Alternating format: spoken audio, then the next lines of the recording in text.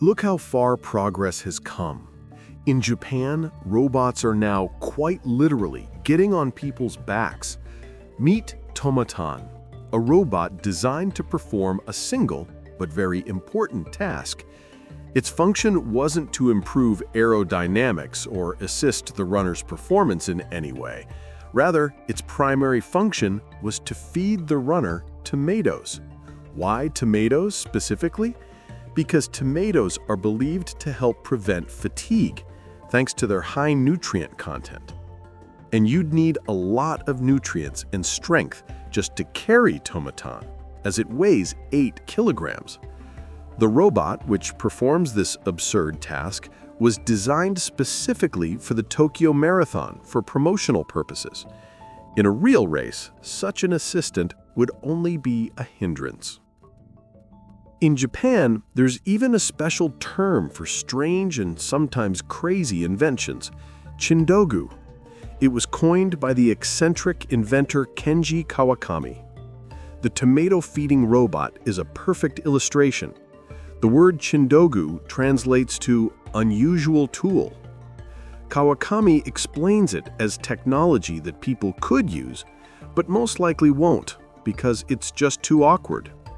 His list of inventions included shoes with umbrellas attached to the toes, a helmet with a suction cup designed to hold up the head of a sleeping person on the subway, and a plunger with a handle that could be attached to a bus ceiling to serve as a convenient handhold.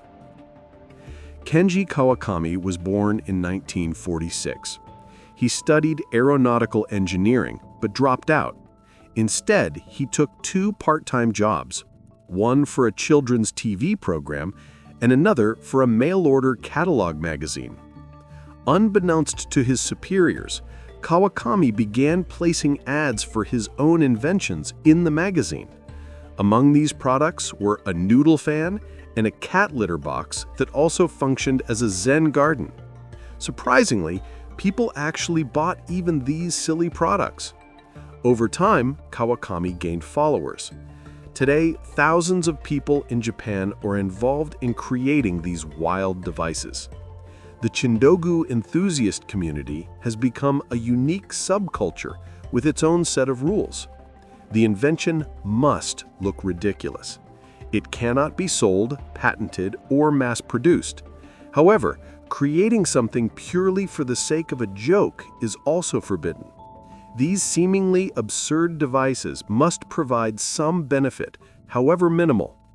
This could be seen as a reaction to the fact that people in this country are arguably more constrained by societal rules than many of us. It's an outlet people turn to in order to laugh, relax, and, well, express themselves. Perhaps only in Japan, where a cult of cutting-edge gadgets and progress prevails, could such an unusual movement have emerged. But how did a small island nation with no significant natural resources become a global leader in technological innovation? In ancient times, in the Middle Ages, the country developed under the influence of its closest neighbors, China and Korea. Trade with Europeans only began in the mid-15th century, when Portuguese seafarers and later Jesuit missionaries and Dutch traders reached Japan's shores. These outsiders brought Christianity and firearms to the land of the rising sun. Well-armed rebels who had converted to the new religion rose up in rebellion. After the revolt was suppressed, the shogun, Japan's military dictator, decided to completely isolate the country. In 1868, Emperor Meiji reopened the borders for foreigners. Japan quickly and seamlessly assimilated the achievements of Western civilization. Foreign technologies were successfully implemented in the country, and the sciences were studied in schools. In the Meiji era, the country made a colossal industrial leap, but the real breakthrough occurred in the 1950s and 60s. This period went down in history as the Japanese economic miracle.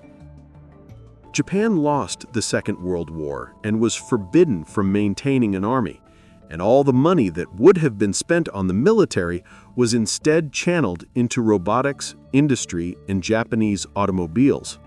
And so, over 30 years, by not spending large budgets on defense as other countries were doing, Japan surged ahead.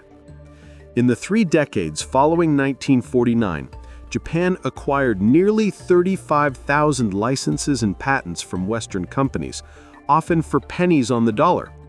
Initially, Americans and Europeans did not see the distant Eastern nation as a potential competitor, a major miscalculation. Japan has an adaptive culture, which allows it to frequently borrow ideas and inventions from abroad, and then easily, inventively, and creatively adapt them to its own needs and requirements. Over time, the principle of invention for invention's sake took shape in the island nation's culture. Dr. Yoshiro Nakamatsu is perhaps its chief ideologue. A Japanese man nicknamed the Thomas Edison of Asia, he holds the record for the highest number of extremely bizarre technical solutions. His inventions include a pump for transferring soy sauce and a weighted wig for self-defense. He claims to have invented the floppy disk 20 years before IDM, and is credited with more than 3,500 inventions. The eccentric inventor also asserts that he will increase his number of inventions to 6,000 and live to the age of 144.